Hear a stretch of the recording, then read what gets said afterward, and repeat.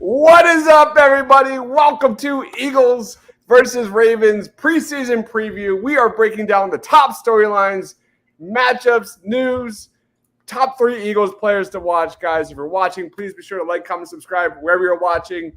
Joining me, as always, he is Shane Half at Shane Half NFL on Twitter or X, whatever that thing is. What's going on, man?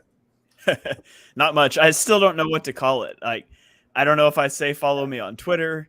Nobody knows what X is, but it's the new logo. So yeah, other than the confusion about what to call our social media, I'm doing great.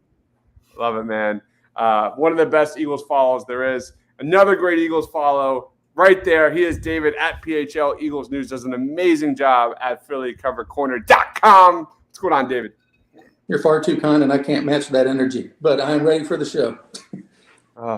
All right, it was my turn to host tonight. After Shane has carried us the last month or so, it's my turn. He is Ryan Reese at Philly Sports Alliance, at Philly Sports PSA, man. Does it all, man. The Swiss Army knife of Birds of the Roundtable. What's up, Ryan? Not much, man. I am ready to talk birds. We got a game this week. We got linebackers. I absolutely got destroyed by Shane due to my comments last week. I literally set it up for him, and I couldn't have been more, I couldn't have been happier to be more wrong. So, in fact, I got to tell you, Shane, I've probably watched it about, 5 to 10 times a day. It just is too funny to me. Like the screen just getting closer and closer and closer, and then just bam. Love it. It was hilarious. And what's funny is we all kind of held the same opinion. The Eagles just don't sign linebackers, but the way that you stated it, because we all said we were selling it, but the way you stated it, I wrote down that timestamp. I was like, on the off chance they do, that's going to be a great clip. Oh, fantastic. I'm glad you did it. It was well worth it. The best part of that clip was when Brian goes, the Eagles aren't going to get Jack at linebacker, and they literally got Jack. Right. I will say, to my defense, if you do know me and you've seen some of my whether it's here, whether it's some of my other shows, I have been calling for Myles Jack for over a month, and I'm glad they finally did, and we'll get into it. But it's that was too funny. If you haven't seen it, get on Twitter and give it a listen. I did have to take a little bit of creative license in terms of reorganizing the order in which things were said, because I wanted to end on the UX comment, but that was the first thing you said, so I just bumped that to the end. Nice. But yeah, go check it out. I'll retweet it again now that Ryan mentioned it. You guys go check it out. It's great. So fun. Ronnie's in the house saying, let's go Eagles, man. We are mere days away from Eagles versus Ravens preseason game number 1 on Saturday, man. We can finally stop all the bullshit and projections and predictions and actually talk about the game in less than a week, man. It's so exciting. But let's jump right into linebacker takes here. The Eagles made some moves, as expected.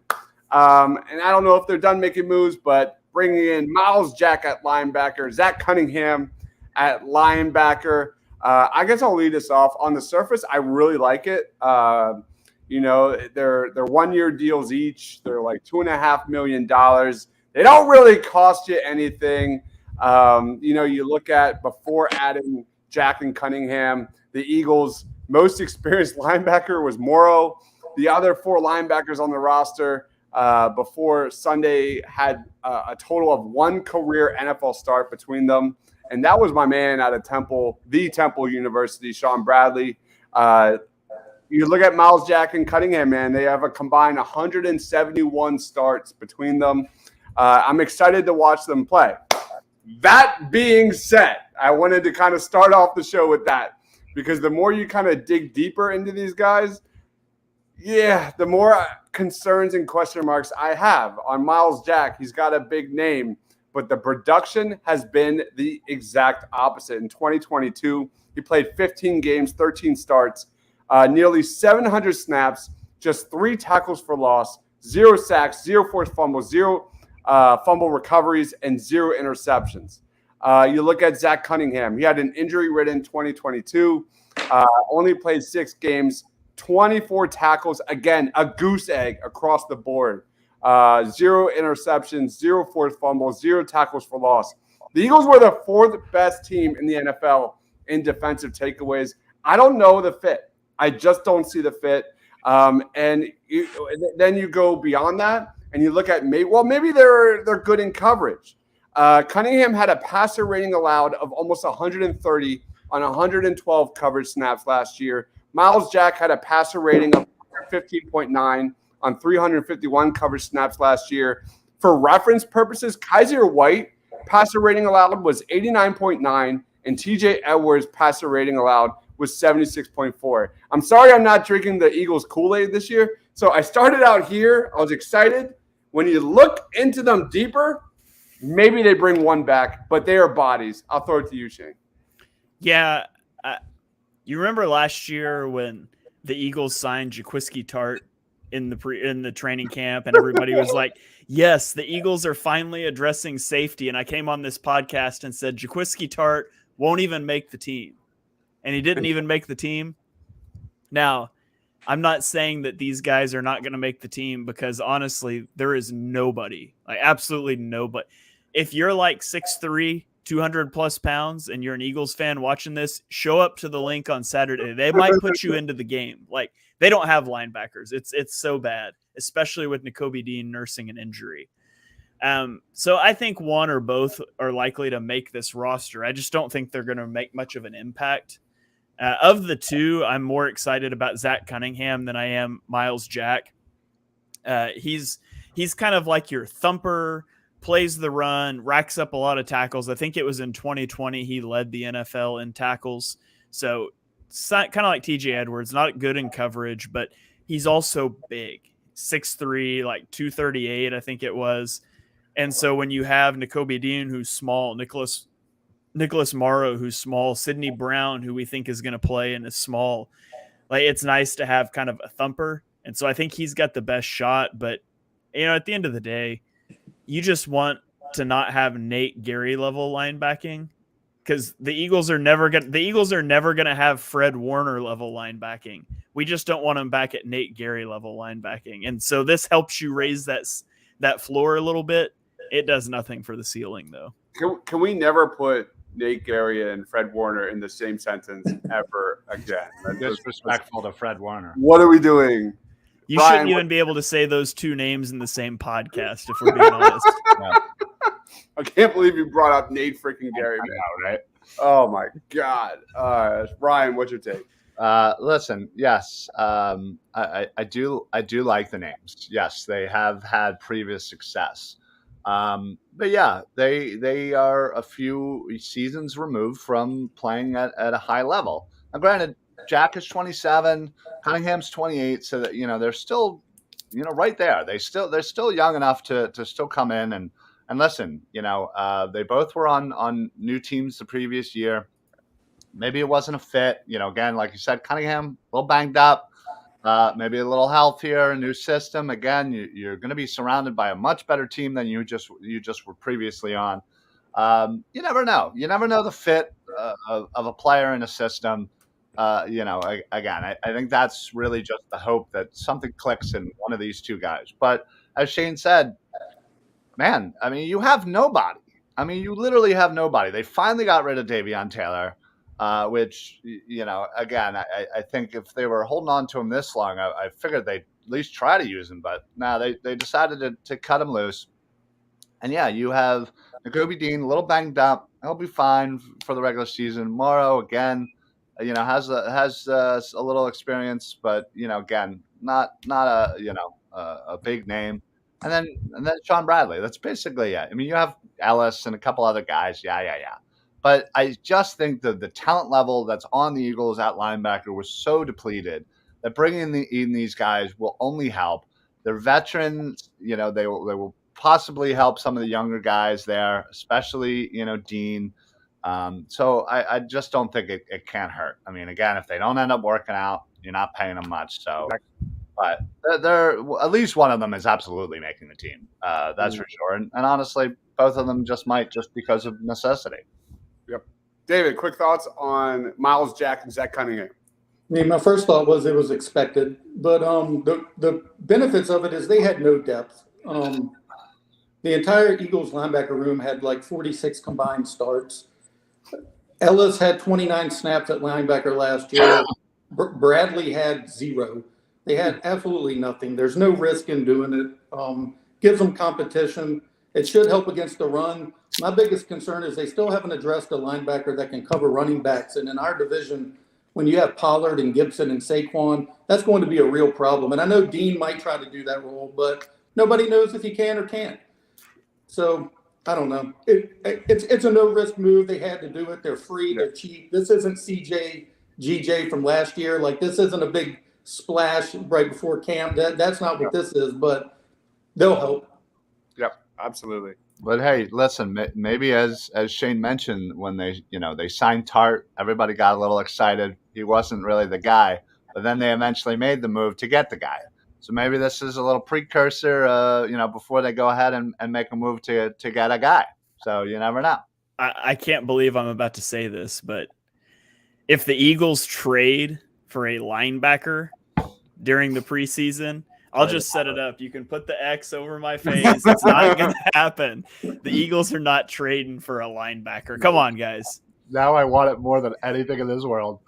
We have Allison chiming in. Thanks for joining. What do you think about the Eagles' big nickel defense, Edmonds, Wallace? Wallace has been getting a lot of love the last 7 days, playing at the second level. Any thoughts on that, guys?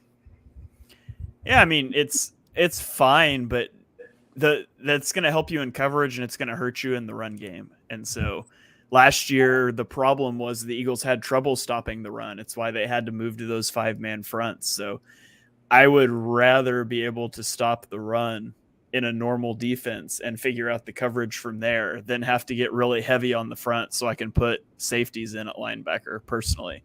Yeah. My take on this is not Edmonds and Wallace. Where I'm interested in, and we're going to get into this, is more so Jalen Carter and his versatility and twitch and athleticism to not only to kind of be a defensive end in that kind of this modern hybrid Sean Desai defense that we're going to break down in a little bit. So let's jump right in. Mr. Rudy Poo's in the house. What's going on? CJ was not a household name before us. Dude, I was pretty freaking excited about Jonathan Gardner-Johnson. He was a good player. Yeah. I mean, yeah, I wanted him at the draft coming out of Florida. I was all over it. So young guy just hitting his prime. No, he was a pretty good kid. Now, I mean, he had his best year in the pros last year for sure, but he was definitely a good player. Yeah, we were raving about that addition. This is not that level. We'll see what happens. Again, I don't think Howie Roseman is done. But let's jump into the meat and potatoes of tonight's show, which is Eagles versus Ravens. The Eagles play on Saturday night. I'm not sure how many of the starters will be playing in this one. But next, we are going to break down our top 3 Eagles players to watch here for Saturday. I'll throw it to you, Ryan. Leading off with number 3, we'll kind of do a countdown. Who is your number 3 Eagles players to watch? Let's talk about it. So, with the signings that we just did for linebackers, and considering that Kobe Dean is probably unlikely to play, just given his ankle, he wasn't at practice or participating in practice today. So, I'm going to say Myles Jack. He seems to be running with the ones right now. So they're really trying to integrate him already. So I really am obviously I'm a big linebacker guy, anybody who knows that about me. So I'm really excited to kind of see how he is with this team, how he fits. And honestly, again, want to see if he's going to be a guy that's going to be on this team moving forward. So, hopefully he kind of, shows us a little something, that he's got something left in the tank. And, again, it's a 1-year deal. He's got to prove something. So, hopefully he takes that and runs with it. Ryan going with a linebacker. I know. Yeah. What about you, David? I'm going with Trey Sermon first. Wow, love it. Okay. The big reason is because in camp, I don't think you can see what his attributes are. I don't think you get to see his true skill set because he's not going to finesse you. He's a big, powerful guy. He blocks well. He's going to run over people. He's going to maul people in blocks. And they just started putting on the pads, and you're just not going to see that in the practices like you will in the games or the joint practices maybe. But I put a question out on there earlier, just seeing how people felt versus Boston and Sermon, and seems like 65% of the people are Team Boston. I think it's mainly because he's a Giants killer or whatever his nickname is now. But I think Sermon is younger. They have more cost control. They already know what Boston can do. They know his skill set and they know his weaknesses. And if he's running back 4, like last year on the Eagles, RB4 had 2 carries. He only had 53 or 54 carries last year, how it was. So he doesn't get the ball quite as much as people think, but I'm far more interested to see what Sermon can do. Yeah, though I know somebody's going to say that he got to the practice squad in San Francisco, so he can probably get to this practice squad here, but I'd still rather see him on the 53. Yeah, he's definitely going to get his touches here. What about you, Shane? First of all, are we allowed to do repeats? Can more than one person have the same guy? Yeah, that's fine. We're not doing that. Okay, then I'm just going to go that influenced my order here. So I'm going to go Sidney Brown. He's the guy I'm most excited to see. I was really high on this guy in the draft. He was the number 45 guy on my big board. I was thrilled when the Eagles selected him. I think that Sidney Brown is going to end up being one of the safeties that plays the most snaps this season. And wow, I know Kevon Wallace is getting a lot of the first team looks right now. I'm interested to see that too, because we haven't really seen Kevon Wallace play very well. But Sidney Brown, hard-hitting safety. I think Eagles fans are going to love him. And I think that he's going to decleat somebody in the preseason, and Eagles fans are going to get hyped about it. Yeah, we've said it 1,000 times that Eagles fans are going to really like the way this guy approaches the game, the speed he plays. He's going to miss some tackles. It's going to happen. There could be times where he looks silly.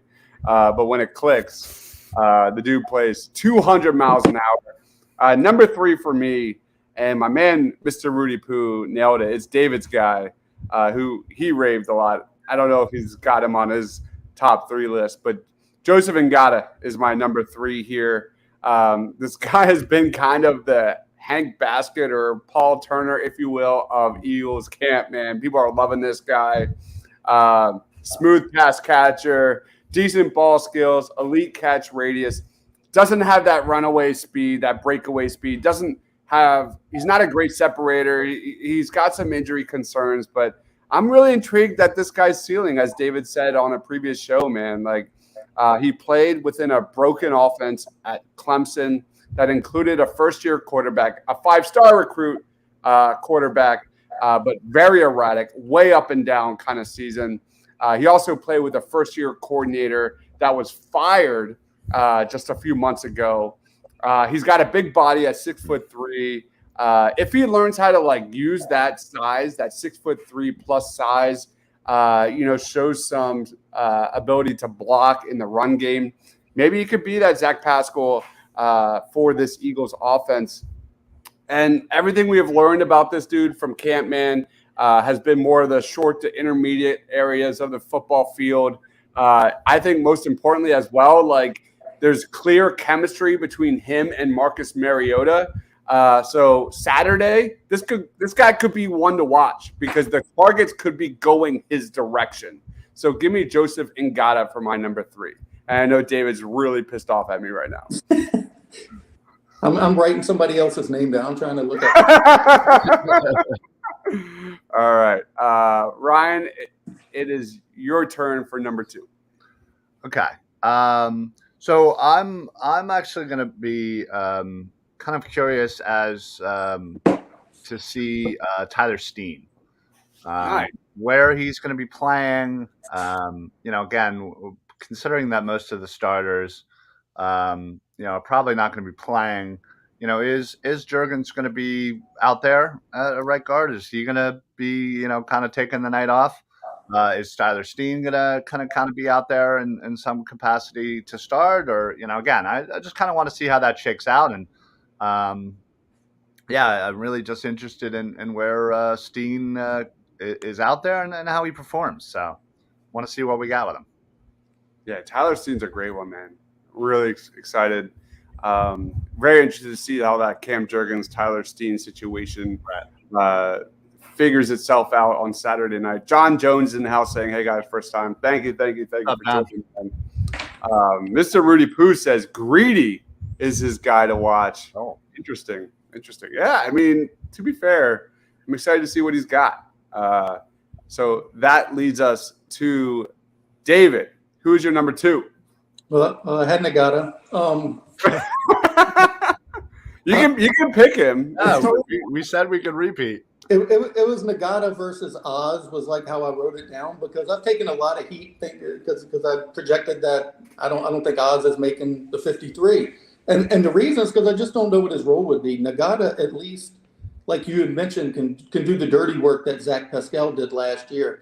And he's also a big body who runs pretty good routes in the red zone, and he blocks fantastic. And whereas Oz is really good in space, I just don't know when he'd ever get the ball. I mean, you look at all of the options, especially with them running. Swift is running routes, not just underneath stuff. He's running real routes, and they've had Penny running a couple routes, and Gainwell's going to run some. So somebody like Oz, who's the 4th or 5th wide receiver on this team, I don't know when he'd ever get the ball. And if he did, it means this team is completely injured, just went to hell with injuries, which it would remind me of the 2020 season, like everybody loving Greg Ward. And I just don't think that this team is where that was. So I just don't see him making it. But, yeah, Nagata, it would have been my second guy. Oh, man. Why'd you have to pick the dude that cannot spell his name, man? I'm just going to put Oz. Zacchaeus? Yeah, that looks good. That looks good to me, too. What about you, Shane? I'm going to go with Christian Ellis. We heard smoke about Christian Ellis. We saw him making some plays earlier in training camp. Well, I mean, I didn't see it, but I read practice notes. So it seemed like he was making plays. Now, obviously, they brought in linebackers now. We let off the show with that. So whether that's just depth, I don't know. But I would love to see Christian Ellis able to carve out a role for himself on this team, because I really don't want to be signing Myles Jack on August 7th to come in and be a starter for this football team. Like, I would rather a guy like Christian Ellis be able to step up and do that. So I'm anxious to watch him. I mean, hardly any film on him last year, but I'm interested to see how he looks in the preseason. Yep. Mr. Rudy Poo says Zentner. That's a good one. We have Ryan Swope in the house saying, "Gentlemen, what's going on, Ryan? Thanks for joining." Zentner getting that job. This is not. It's just not happening, unfortunately. There was a time on this show we were really pumping him up, but anyway, let's go on. What's the guy who was with Buffalo? Matt something. Ariza? Yeah. Why hasn't anybody tried for him? I think, didn't somebody work him out? I saw a workout, but yeah, I mean, I don't know why we're not working him out. We need help. Absolutely. I don't get it. All right. Number 2 for me, I'm going to go Nolan Smith. That's another guy I'm really excited to watch. I think this one, I'm going to cheat as I always do with these things. Of course. Like this one, this one is as much as it is Nolan Smith as it is Sean Desai, and maybe getting our first glimpse of what to expect in 2023. No, Nolan Smith is not going to take Josh Sweat's job. Like more Nolan Smith means less Hassan Reddick. That's not exactly what the Eagles should be looking for. But it's more so about like what Sean Desai has in store for this new look Eagles defense and Nolan Smith. His athleticism, his change of direction, all of that pop off the charts, off the tape. We know Desai has kind of given him some looks at linebacker. To be fair, so did Josh Sweat. Take it for what it's will. It doesn't mean anything, but that's what training camp's for, experimenting with different lineup combinations. But for me, man, I'm excited to kind of see his take on that modern 3-4 defense for Desai. This is a guy that's notorious for getting creative on the defensive line, especially on passing downs. Just the potential of a Nolan Smith, Hassan Reddick, pass rush attack, putting O-lines in a blender has me really exciting, man. I want an appetizer of that on Saturday. I want to see kind of find those mismatches for Nolan Smith and put him in places to succeed. So for me, I'm going Nolan Smith as my second option. All right. Ryan, you're up. All right. So in an effort to not have a repeat, I'm actually going to say Jordan Davis. I'm kind of curious. Obviously, Jalen Carter, Nolan Smith, the two rooks, obviously somebody that I'm going to be watching heavily. But I really kind of want to see where Jordan Davis is right now. I've been reading up, on some notes on him, how he's assimilating himself, in the middle there. Just kind of want to see, assume again, he's only in the second year, didn't really play all that much last year. So I assume he'll be out there regardless of whether or not he's a starter or not. Again, I kind of want to see his progress and really kind of get a good feel for him in that defense. Love it. All right. Jordan Davis. David, who's your number one? Well, it was Sidney Brown, so I'm pivoting to Kayvon Wallace. Nice. And for a lot of the same reasons that Shane mentioned with Sidney, Kayvon's progressed way more than anybody expected. I mean, a lot of people thought he wouldn't even have a chance to be a backup, and now he's being looked at as possibly starting. He plays very similar to Sidney in that he's full throttle, which also can hurt him because it lends himself to getting injured a little too frequently. So he needs to dial it back probably a little bit. But a lot of fans are down on him, but I don't think people remember how good this guy really was when he was with Clemson and all. He was a hitter. He was highly touted safety when he came here. I think he was roommates with Brian Dawkins' son. I know the legendary Dawkins loves him. He keeps asking everybody to give the guy a chance. So if B-Dawk thinks he deserves a chance, I think he deserves a chance. So I'm looking forward to see what he's bringing this year now that he's healthy. And he's also spent a lot of money this offseason on his body. He hired personal trainers to I know I mentioned it last week too, to get into the best shape of your life, but he really is, and a lot of people suddenly are able to find their way to doing that during their contract seasons, which this is for him. So I'm super excited. I didn't know that. That's really interesting. I don't know how much I've bought the last few days of camp news with Kayvon getting first team reps and not looking terrible. Ryan says, isn't Reed one of the starters? I think are you referring to Trevor Reed, or do you mean Reed Blankenship? Blankenship. Definitely Blankenship. Blankenship is definitely starting. I think that's a lock. The other options are definitely kind of on the table and will be kind of rotating at that safety position. At least I think. But I don't know. Any thoughts on Kayvon? Because this guy has kind of been a talking point over the last few days.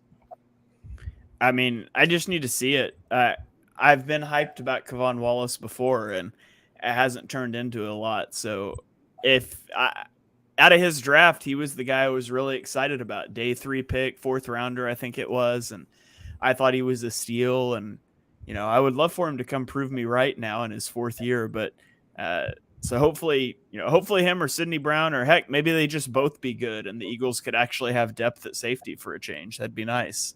Yep. There. Davey says, thanks for joining, Davey. Kayvon's going to get revenge on Trent Williams for that choke slam. Oh, my God. Dude, I'm telling you right now, the Kayvon victory tour in 2023, man, was not on my Eagles bingo card for this season. I'm telling you right now, that would be one of the biggest shocks. I did earn a lot of respect for Nakobe Dean during that whole ordeal because he went right after Trent, which – and he is not up to the task size-wise either, but he didn't back down from him. He went right after him. Yep. All right. Shane, who is your number one? It's Nolan Smith. I mean, Nolan Smith rushing against second-team offensive tackles is going to destroy Tyler Huntley in this game. And it's going to be so fun to watch, and Eagles fans are going to get hyped up about it. I mean, I would have been okay with Nolan Smith coming off the board to the Eagles at 10. And so for them to get him at the end of the first round was a great pick. I'm really excited to see him in action. I know the Eagles have been actually putting him at off-ball linebacker a little bit, which is really funny. The Eagles refused to draft linebackers, but they found a loophole. If they just draft fast edge rushers that can't get on the field because they have 20 edge rushers, they can put them at linebacker. So I'm interested to see if they give him some reps at off-ball linebacker in this game, but really I just want to see him destroy Tyler Huntley and whoever the second string offensive tackle is. It's going to be great. Yeah, man. And I'm excited to see how much his run defense translates to the NFL. His size. I don't know. I'm very curious how much he plays in the regular season, but I'm curious how like Desai employs him, because you look at his frame and he put up some crazy run defense numbers. So we'll see. I don't know if he's a 3-down guy. I think he's just a pass rushing specialist at this point. But number one, give me Jalen Carter. I can't believe no one picked Jalen Carter on this list. This is a guy that I'm trying my best to stay neutral with, especially when it comes to expectations. You guys know he was my number one guy on my big board, and I just learned that he was David's as well, which is really awesome. This guy has always had a clear path to getting big-time playing time for the Eagles this year. I want to see Jalen Carter flash 3-down potential. Going kind of back to Allison's comment, like in that modern 3-4 defense by Sean Desai, like I think he can. I think he has the versatility, the twitch, the athleticism, the pass rush, beating guys to spots in run defense to play all 3 downs. That versatility is what makes me really excited. I think he can shine in a Desai nickel 4-man front, 5-man front, whatever it is. He can just be put all over the defensive line. And again, I'm trying to temper expectations, but I see this guy as a huge impact player. I think he's already said it, man. Like he wants to be Defensive Rookie of the Year, which is really, really exciting. And at the end of the day, man, I'm just so, I don't want to swear, freaking tired of it. I'm tired of projecting. I want to see it happen because that's the level of stardom this guy has. So I'm going Jalen Carter, dominating on Saturday, being the guy I think he is. That is my number one. Yeah, I mean, we all knew you were going there. Let's be honest. It wasn't a stretch, and honestly, it's part of the reason why I didn't say him, because I knew you were going to go there. And like I said, I think I would have probably thrown Carter in there, Sidney Brown in there, obviously Nolan Smith. I mean, there's so many people that I'm going to be watching, obviously, and what's great about the first preseason game is after the first 5 minutes, it's it's not that exciting, but again, you get to see those guys that you're not going to normally see, and can maybe get a sense of people at the back end of this roster who end up and sneak onto this team. So that's what I like. That's what I like seeing. Yep. Comment coming here on Facebook says that we should get real linebackers who can cover, not edge rushers, and force them to play linebacker. I don't disagree. I'm just pointing out that might be the loophole that makes it okay for the Eagles to draft somebody in the first round and then play them at linebacker. Yeah. Yeah, and Nakobe Dean definitely was very solid as a coverage linebacker at Georgia when he did have the opportunity. Well, I don't know if it translates. Nobody knows. Right. But who we'll see what happens. But I fully agree, Ryan. There's been linebackers that we have talked ad nauseum on this show and Party on Broad, coverage linebackers in the draft and things like that, and they haven't really addressed it. They just don't do it. They don't do it. It sucks, and especially for me, because my God, I just absolutely love linebackers. I mean, I just think they're so devalued, and it's unfortunate, but yeah, I don't know. There's something about, for me anyway, building a defense. Obviously the Eagles in the trenches, but I think if you get yourselves, above average linebackers that can do it all, it makes the D-backs job easier. It makes the front line's job easier. Just, I don't know. That's the way I would build a defense if I, was given the keys. So next year, Trot Jr. Next year. Trot Jr. God, you're gonna see someone do a full on backflip, break their neck. I thought Dobbs has somebody ahead of him at linebacker. Okay, I'm going to say it right now. There's a guy that I was full on gushing over this weekend. His name is Junior Colson for the Michigan Wolverines. Bigger than Trot Jr., as good of an athlete, better pass rusher, better in coverage. Go check out Junior Colson. New to the game, big high riser. Just his tape was so much fun to watch. I was just gushing. So Junior Colson is a guy that I think could rise above Trotter, who for real has size concerns there. So, Junior Colson is the guy. I never thought I was going to say that. And then we have a Cowboys fan in the chats, Myles Jack Stan. Go Cowboys. Of course, man. Looking forward to you coming back. Yeah, exactly. It's been a while. I love weed. It's been a while. This is the time of year when there's a lot of hype for Cowboys football season, and when season starts, it kind of goes there to there to there to there. That's how this rolls with comments. All right, and that basically wraps up. Should we do a player of the game prediction and see if we get it right? Oh my God! Sure. There's a lot of slop in preseason. The hardest thing to do is predict a preseason week one preseason MVP of a game. But yeah, sure, let's do it. Tanner McKee. Tanner McKee for David. Are you gonna lock it in? Lock it in. Lock it in. I'm writing it in for David. Tanner McKee. I like that. All right. Who wants to go next? Because I'm going to go last. Of course you are. Why not? Yeah. Well, it's the Dives way. You cannot overlap these picks, by the way. So just so you know. Wait, what's that mean? Like, so no one else can pick. No one else can pick Tanner McKee. Okay. I'm going to pull the Dives and say the whole offensive and defensive lines. I'm just kidding. Yeah. Give me Nolan Smith. He's going to tear up backup tackles. Nolan Smith for Shane Ryan. Who's your guy?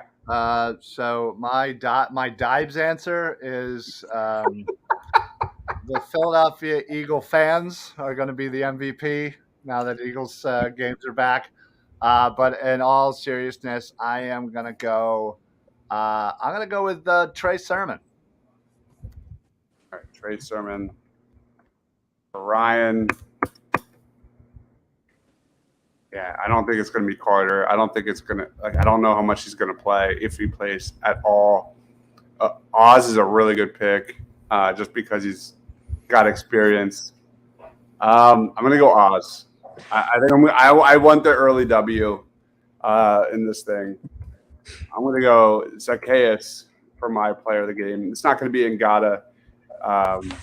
It's going to be a guy that already kind of knows what he's doing out there and – kind of in the slop of preseason, it's pretty ugly. So that's where I'm going to go. All right. So, guys, we will be back next Tuesday night, 8 o'clock, for Birds of the Roundtable, breaking down everything we have learned from the Eagles and Ravens' first preseason game.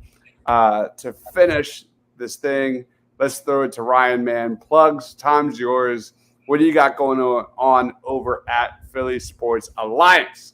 All right. So, Philly Sports Alliance. Make sure you follow us on all social medias, especially Facebook. Make sure you put on those automatic notifications. That way you get all of our shows, all of the Edge of Philly Sports shows, just coming to you constantly throughout the week, just show after show after show. And, of course, YouTube, on Twitter, X, whatever the hell we're calling it nowadays. You can get me down here. But yeah, we brought back the Football Smack Talk show yesterday. We were on a little bit of an off-season hiatus, little Super Bowl hangover, if you will. We've had a few shows, obviously, this off-season, but we took a little break, but we're back. But yeah, check us out, give us a follow, and make sure, more importantly, you're following everybody here. Everything that they do is amazing. All the videos. Go on Edge of Philly Sports on their YouTube. Some of the draft coverage that me and Dives were doing is fantastic, getting everybody ready for the upcoming season. So we got a couple things in the works that we're going to be doing soon too. Get ready for the college football season. We're going to be, honestly, I think one of the greatest things that we're doing with Edge of Philly Sports is we're doing we're doing halftime, we're doing post game for every single Eagles game. And especially, if you want an entire day of Eagles stuff, just check us out, Edge of Philly Sports. Watch the game, watch us. Have a great day. All right. That is the Ryan Reese, man. At Philly Sports PSA, Philly Sports Alliance. Amazing, amazing stuff. David, your turn, man. Screen is yours. I am not plugging anything, but while y'all were talking, I looked up my notes from when I spoke with Kayvon when he got drafted. And he said that he and Brian Dawkins Jr. both ended up at Clemson in the same year, and they were roommates. And he described them as not just my roommate, but family. And he also said Brian Dawkins has been mentoring him throughout this process. So they're definitely very close. So This is the year. This is it. The Kayvon Wallace Victory Tour. He's going to earn his contract extension. It's happening. Oh, man. I love it, man. That is a take. I love it. Shane, floor is yours. He's going to earn that contract extension and then play for somebody else because the Eagles don't pay safeties either. No, that could happen. That definitely yeah. You can follow me on X or Twitter or whatever we call this thing now, YouTube and Threads at Shane Half NFL. Check out my whole NFL focused podcast, Chalk Talk, wherever you stream your podcasts. It's going to go live on YouTube and Twitter in about 15 minutes, doing an AFC North and AFC South preview, starting a 4-week series of previewing 2 divisions a week. Just kind of talking through their offseason, biggest question marks, record predictions, over-under picks, all that sort of stuff. And then that's going to get us to the regular season where we'll just be doing full NFL game reviews every week. So you can check that out. It'll be every Tuesday night around 9 to 9:30 whenever we end up going live. So be sure you check those out. One of my favorite Eagles Twitter followers, period, there. He is Shane, at Shane Half NFL. I almost called you half and half. Wow. Yeah. Still just rolls off the tongue. It does. All right. If you love Flyers prospects, I did a show right before this. We are starting a series on the top 20 Flyers prospects in the system. We did 1 through 5 today with my man Tyson. I just kind of like throw him the questions and stay the F out of the way, and he just kind of goes. It's amazing stuff. If you want to learn something about Flyers prospects, and there are some really fun ones, go check that out. Tomorrow night we'll be Party on Broad at 6 o'clock, talking more Eagles versus Ravens. I have part 5 of my Under the Radar prospects dropping tomorrow as well. Just guys, day 2, day 3 guys in the 2024 NFL draft that I love. And of course, Saturday we'll be doing a pregame, halftime with my man Shane right there, and postgame as well. I'll be doing a Redskins podcast on Monday next week. I'll tweet all that out as well. That'll be interesting. Just previewing Eagles versus Commanders. Are they still called the Commanders? I don't know. No, does anybody care? This year, I guess. Yeah, who cares? But again, thank you, everyone, for watching, commenting, wherever you're watching. Please be sure to subscribe, like, comment down below. What do you think about the show? If you're watching or listening on Spotify, give us 5-star reviews, all that fun stuff. But again, thanks for watching. For David, for Ryan, for Shane, for myself, we'll see you on Saturday. For everything Philadelphia Eagles, stay awesome, everyone.